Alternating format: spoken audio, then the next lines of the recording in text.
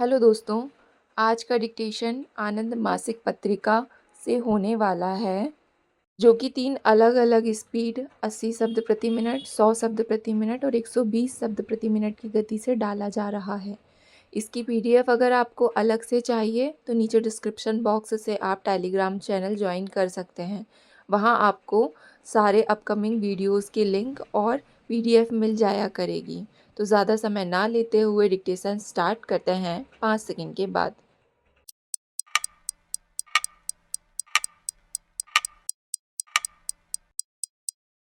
महोदय, अमृतसर में 10 व 11 अप्रैल को भारतीय ग्रामीण शिक्षा संवर्धन परिषद द्वारा पंजाब के प्रमुख शिक्षा संगठनों के सहयोग से उत्तर पश्चिमी संगोष्ठी और कार्यशाला आयोजित की जा रही है, जिसमें जी.जे. विश्वविद्यालय हिसार के कुलपति, पंजाब के ग्रामीण विकास एवं पंचायत वित्तायुक्त शिक्षा सचिव तथा अन्य अनेक शिक्षाविद व विद्वान भाग लेंगे। आज हमारे देश की 80% से अधिक जनसंख्या गांवों में रहती है तथा हमारे देश की अर्थव्यवस्था भी प्रमुख रूप से कृषि पर ही निर्भर है।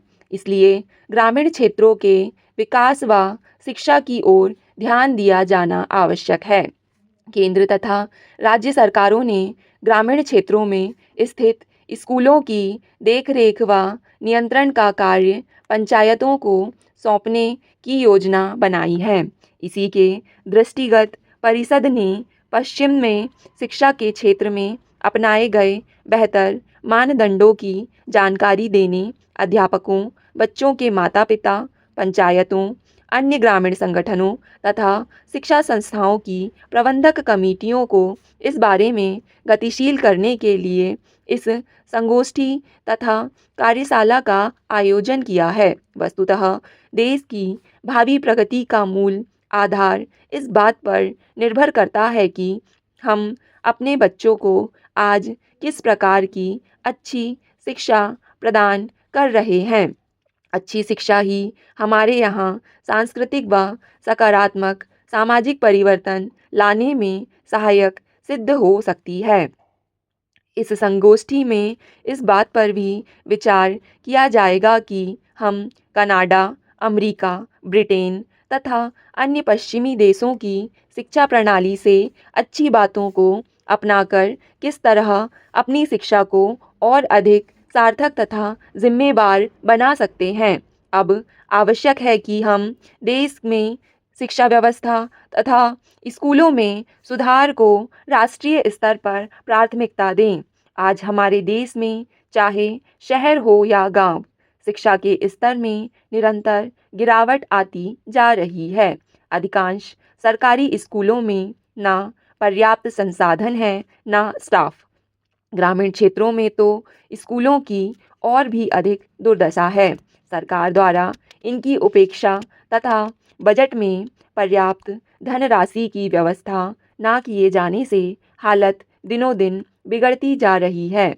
देश के अनेक ग्रामीण स्कूलों में तो छात्रों के बैठने के लिए टाट, पट्टियाँ, ब्लैकबोर्ड तक नहीं होने की शिकायतें प्रायः मिलती रहती हैं।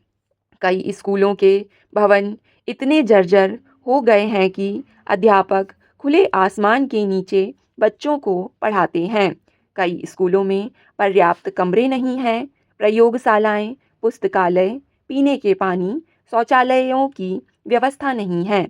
आमतौर पर अध्यापक बच्चों को ना तो पूरा समय देते हैं, ना ही ठीक ढंग से पढ़ाते हैं। शहरों में कुछ अच्छे स्तर के प्राइवेट स्कूल अवश्य हैं। यह ठीक है कि इनमें शिक्षा महंगी है, लेकिन वहाँ बच्चों को योग्य अध्यापकों से तथा पर्याप्त शिक्षा साधनों व अच्छे वातावरण में शिक्षा प्राप्त होती है। इसलिए साधन संपन्न लोग अपने बच्चों को इन स्कूलों में पढ़ाने के लिए लालायित रहते हैं। महोदय, जहाँ तक देश के ग्रामीण क्षेत्रों का प्रश्न है, वहाँ अभी तक इस प्रकार की कोई व्यवस्था नहीं हो पाई है। वहाँ के छात्रों को अच्छी शिक्षा से वंचित रहना पड़ रहा है।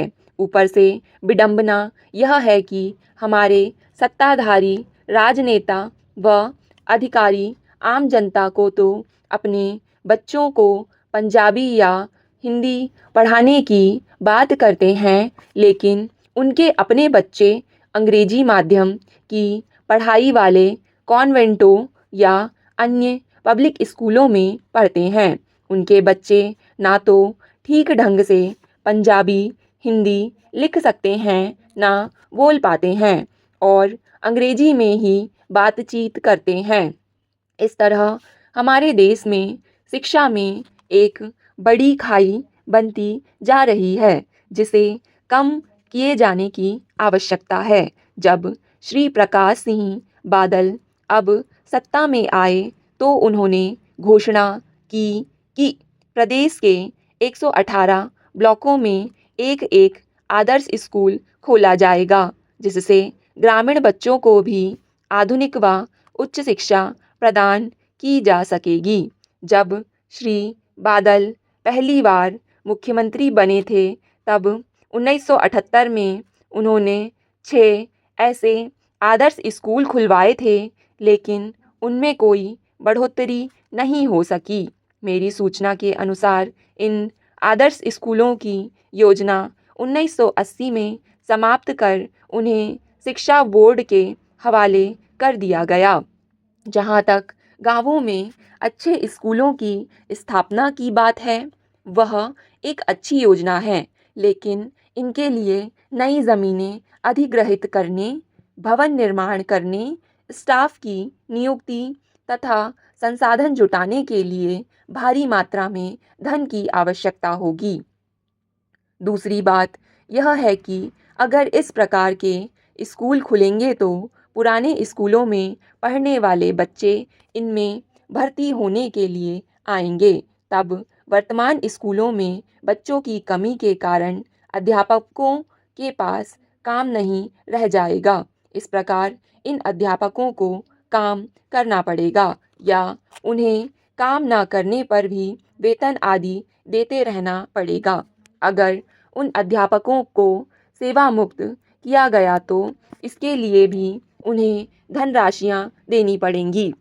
इस प्रकार की बातों से अध्यापकों में भी व्यापक असंतोष फैलेगा। इसलिए बेहतर यह है कि श्री बादल नए आदर्श स्कूल खोलने के बजाय ग्रामीण क्षेत्रों में प्रत्येक ब्लॉक में जो वर्तमान स्कूल हैं उनमें से किसी एक को अपनाकर आदर्श स्कूल बनाएं।